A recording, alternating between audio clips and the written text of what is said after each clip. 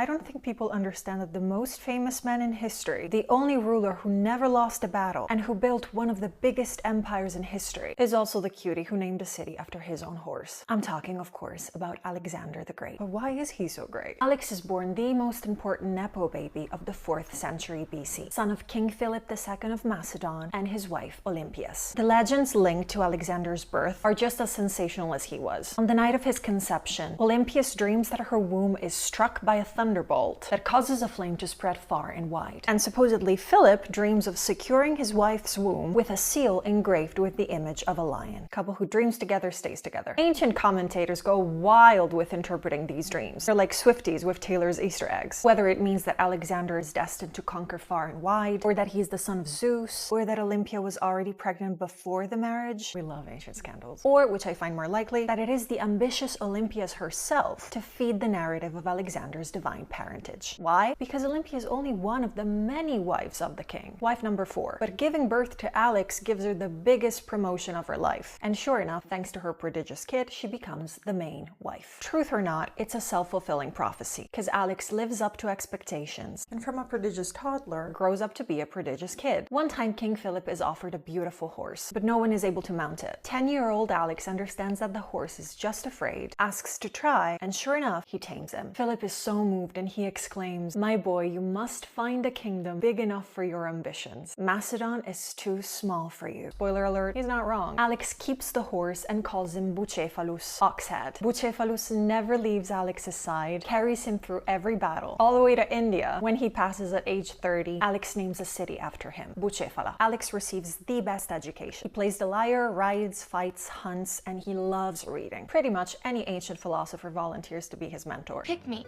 Choose me. But the job goes to none other than Aristotle, who, listen to this, is like, "Philip, I'll do it if and only if A, you rebuild my hometown, Stagira, which Philip has pillaged, and B, repopulate it by buying and freeing all the citizens that have been enslaved." Big shout out to Aristotle. It was like a boarding school, like an ancient Eton. And it's here that Alex meets some of his lifelong best friends and future generals. Ptolemy, yes, the one that started the Ptolemaic dynasty in Egypt that leads to Cleopatra, and Hephaestion, Alex's best friend, and maybe, probably, something more than that. Aristotle teaches them about philosophy, medicine, morals, logic, art. It is thanks to him that Alex develops a passion for the Iliad and perhaps a slight fixation with war. Aristotle gives him an annotated copy, which later Alexander will carry in each of his campaigns. At 16, Philip was like, "You're a man now, out of school and into war," and he leaves Alex in charge of the kingdom while he's away fighting. At 16, I was barely in charge of myself. And 16-year-old Alex tames the Thracian revolt all by himself. And that's when he founds the first of a long list of cities named after himself, Alexandropolis. But he's a teen, so we forgive him the narcissism. From here onwards, he's always fighting alongside his father, and in one instance, apparently, even saving his father's life. In this period, Philip and Alexander are enforcing their control in nearby areas, like Thrace, Greece, and Illyria. After they defeat the Greek cities of Thebes and Athens, and conquer the Peloponneso, kicking out the Spartans, This is Sparta! Nope. They create the League of Corinth, and Philip is proclaimed commander of this league. In other words, they have Greece. Once this is done, Philip announces his plan to attack the Persian Empire. This ancient obsession to conquer the Persians. I should make a video about it. But how did we get from this loving relationship of father and son, bringing war and destruction together as a team, to Alexander having to flee and go into exile? Make sure to save or follow for part 2, or if you don't want to wait, the full thing is already out on my channel. It's in my profile.